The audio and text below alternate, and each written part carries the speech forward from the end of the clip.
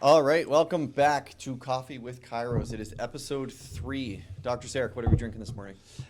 We are drinking this nice brew from Ethos Coffee. It's a cute little coffee shop located at Parliament and Gerrard. It's only a couple of years old. Nice. And yeah, if you're in the neighborhood, definitely check them out. This is a good one. What'd you It's get? It's on my walk. Just like an Americano, just straight Plain up. Jane. Yeah. Nice. Yeah, highly Delicious. recommend this place. Yeah. Yeah, very good.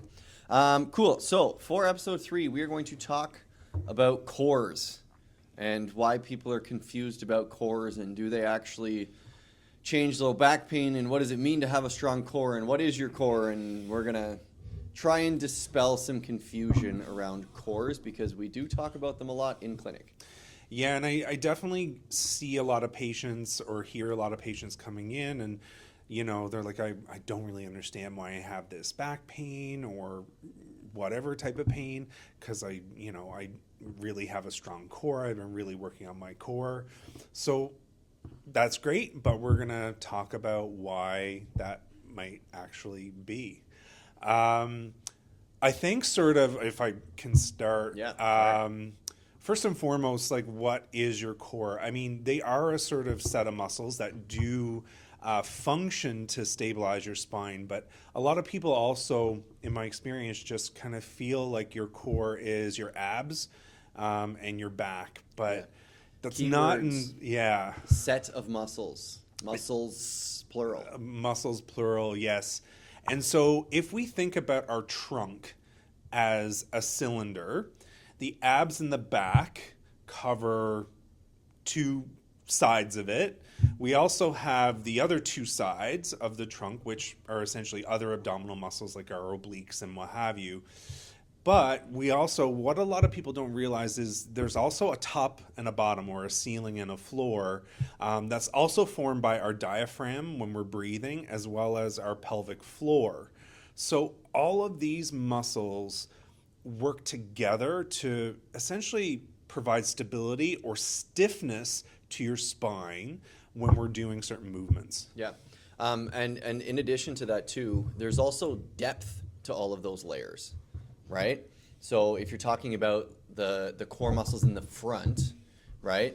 You have rectus abdominis, you have a couple oblique layers, you have a transverse abdominis, like there's multiple layers to your quote unquote abs, right? And then in your back muscles, same thing, right? We have multifidus, we have erectors, we have obliques in the back, you have muscles in between all of your ribs, like there's tons and tons and tons of trunk muscles that all can be considered in quote unquote core in terms of how they apply to your ability to move your spine with control. Yes, yeah.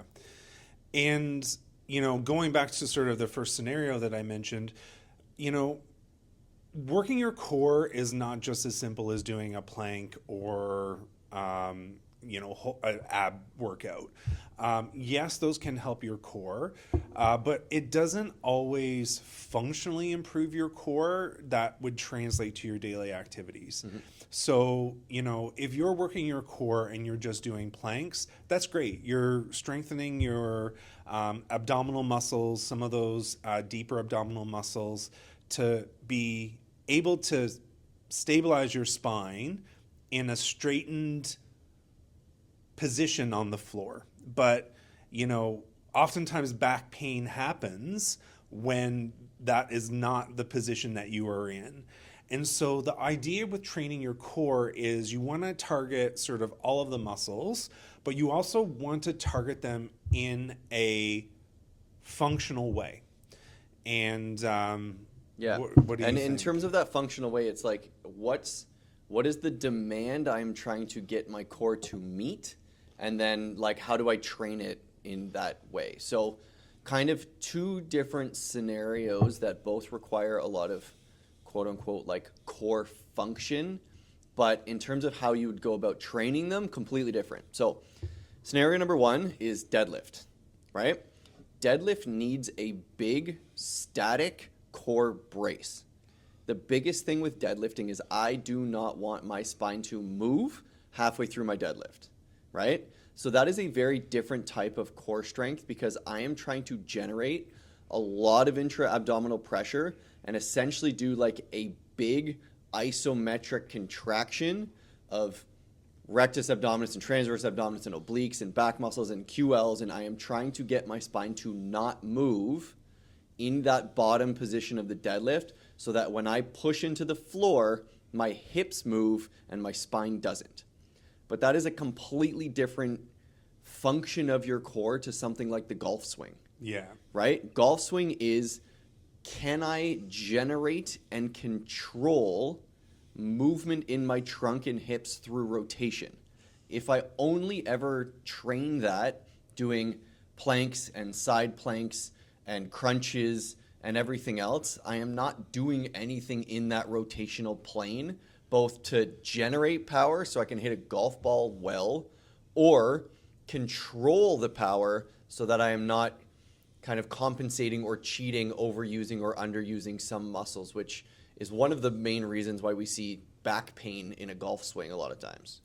Yeah, and I like the point that you make specifically about deadlifts because there was some research done, and I'd have to find the specific study, but what they did, I believe, was they compared sort of core activation during exercises like a plank and what have you to core activation during some of the dynamic exercises, such as a deadlift. And what they found was that actually your core was more engaged during those dynamic exercises.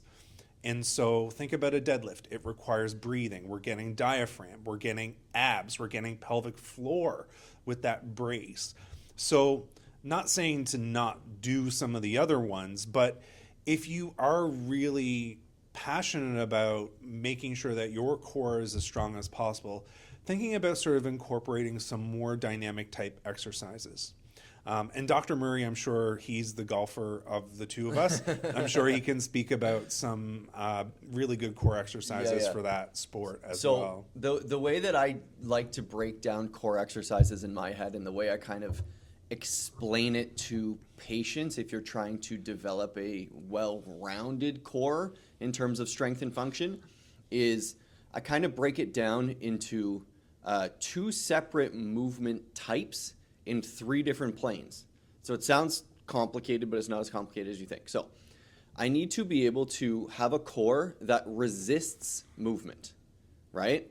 So this is the deadlift. This is the picking my kid up off the ground. This is the trying to get a case of water out of the back of my car, help my friend move a couch up a flight of stairs. I need a core that resists movement. And the way you want to train that is you want to do resisted movement in like front to back plane, so flexion extension. We want to do resisted movement in side to side plane, so lateral flexion right and left, and then resisted movement in rotational plane. So if I give you an exercise in each of those, it will kind of make more sense. So something like a plank is resisting movement in that front to back plane. It's trying to resist spinal flexion, spinal extension, right? If I'm trying to do something that's resisted lateral flexion, that's something like a single arm farmer's carry. I'm holding a kettlebell in one arm, I'm trying to keep my trunk straight, and I'm walking, preventing that weight from flexing me to the side. Yeah, and I really love, just to interject, but I really love the farmer's carry because it's so functional. Like this is you carrying your groceries home from, the grocery store. That is your core is being engaged while you're walking. So it's just a super functional exercise that I believe everyone should be doing. 10 out of 10, farmer's carry. Yeah. And then an anti-rotation exercise that we give patients a lot is something like a Pallof press. So you have a resistance band that is trying to pull you through rotation, and you are moving your arms while resisting that urge to want to rotate and keeping your core square. So those are the three anti-movement core drills, right? That would translate well to something like deadlifting, moving a couch, etc. Right? But then on the other side, I also need a core that can control movement because my whole life is not static core, one plane, neutral brace all the time. Sometimes I need it to move, right? If I'm trying to get something out from underneath like my kitchen sink, right? I can't do that neutral spine.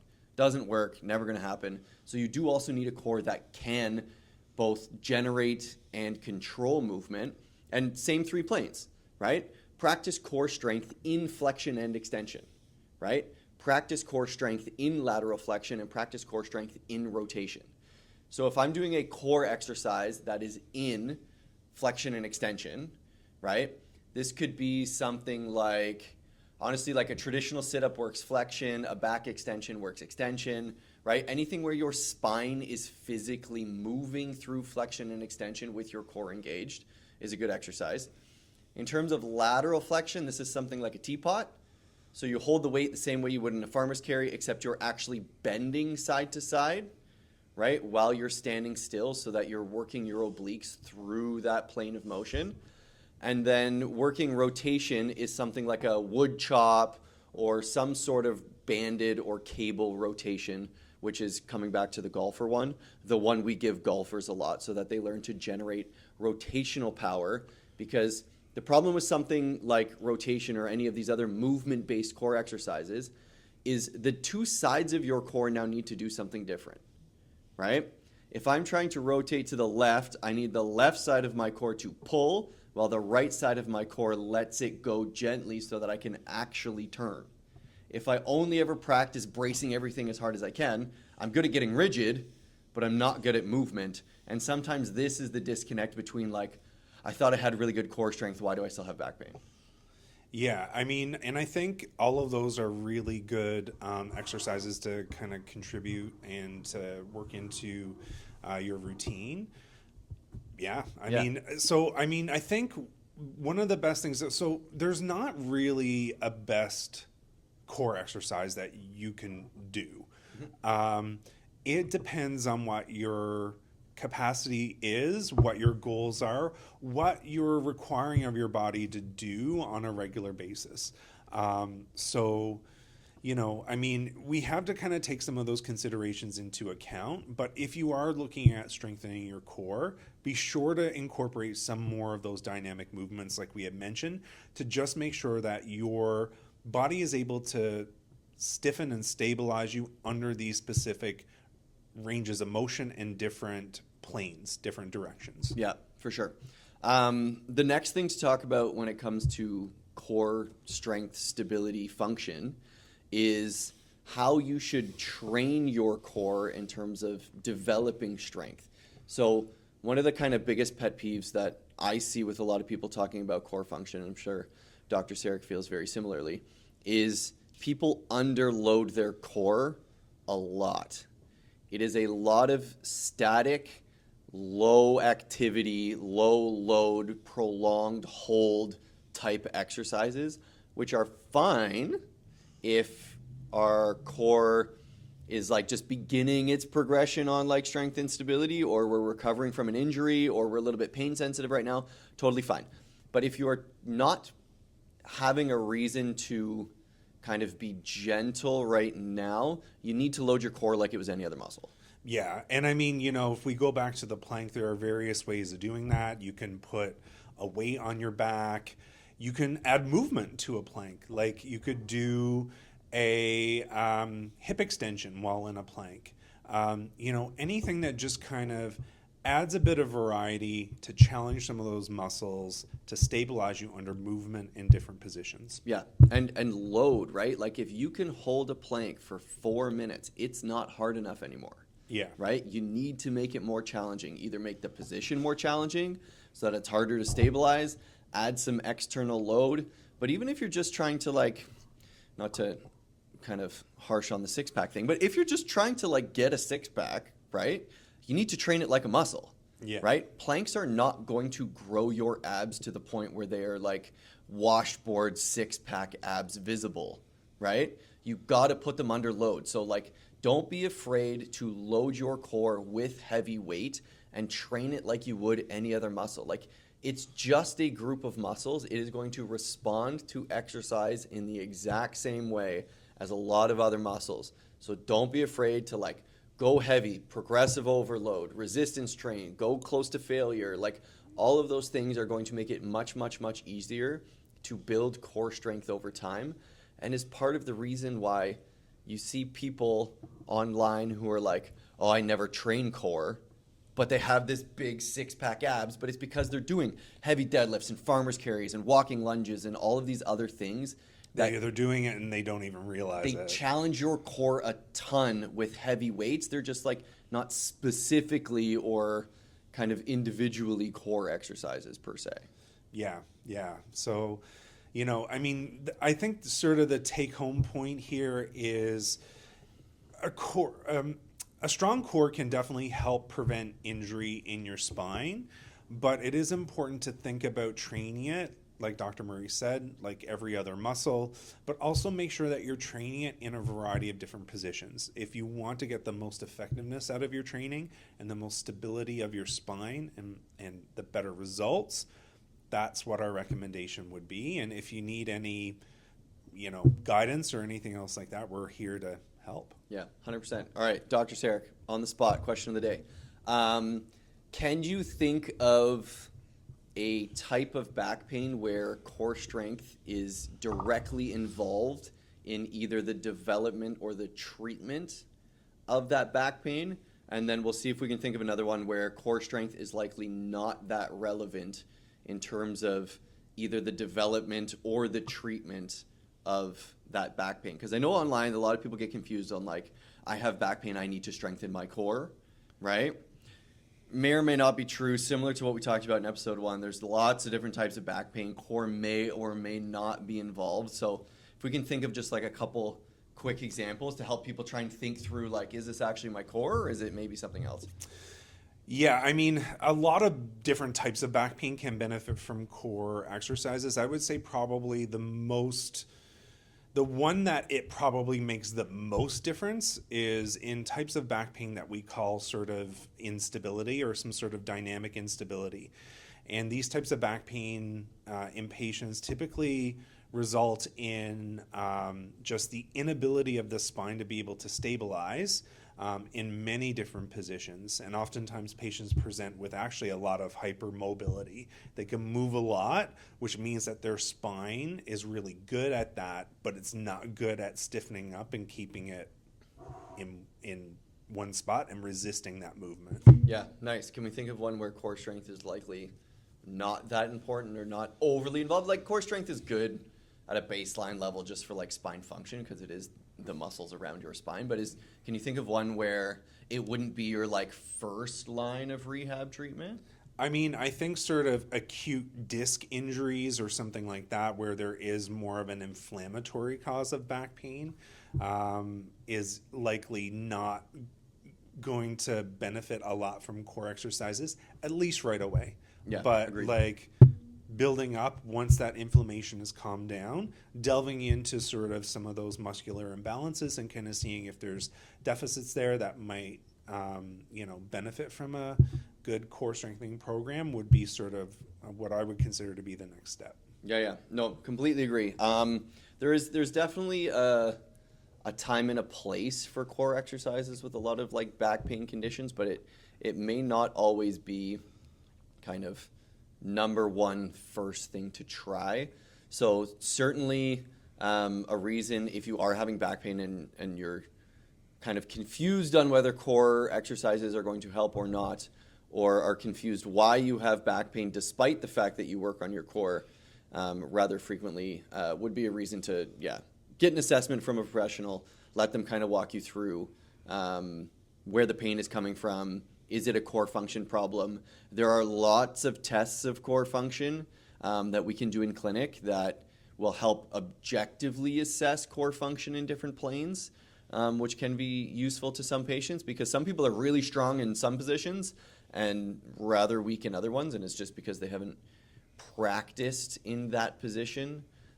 Because, like any other movement pattern, right? Your ability to use your core in a functional manner is position dependent. And if you have not practiced that motor skill in that position, that might be more of the issue than pure strength or pure endurance or something else. Yeah.